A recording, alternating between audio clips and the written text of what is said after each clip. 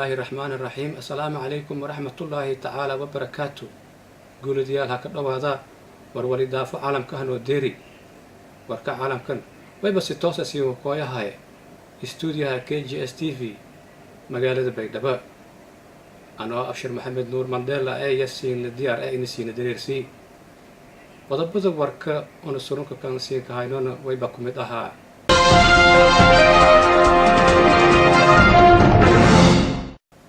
سراكيل كترسن ماليشيا الشباب يهنس ديبتي maamulka degmada buur-xakaba ee gobolka baay.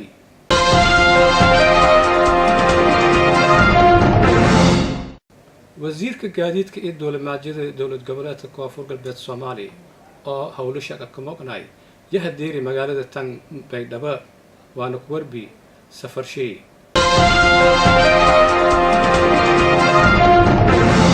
gudoomiyaha gobolka banaadir taabad cabdi yaa dhiirigelin ansuubi ciidamada nabadda sugayaan ee caasimada muqdisho.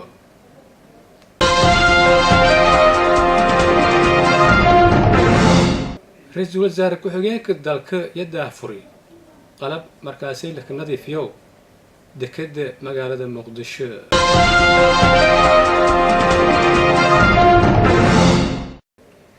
wasaaradda arrimo guda dowlad goboleedka koonfur galbeed soomaaliya yaha gebagabaatay kulun iyo dhawaaldhadaasi muddooyinku bulshada shalgadisan oo ka dhagan magaalada baydhabo.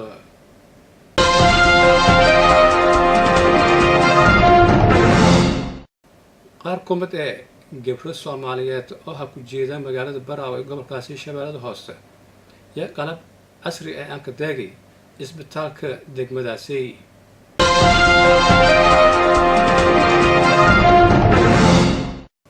kulun dhaqaale lanka arooriyay garoonka balooniga lugta ee magaalada gaalkacyo yaa ku dhii habeenkii xalay ahay magaaladaasi.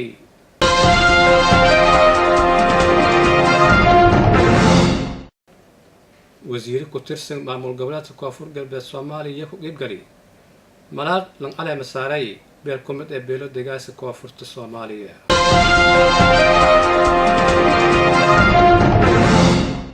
qodobada warka unasiinka haynona mukumirin qodobadii isboortiga iyo wararkii binaanka.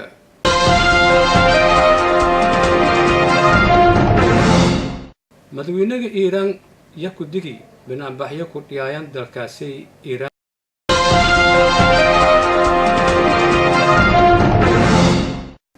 qodobadaana warka mukumirin qodobkii isboortiga iyo qodobadii warka binaanka.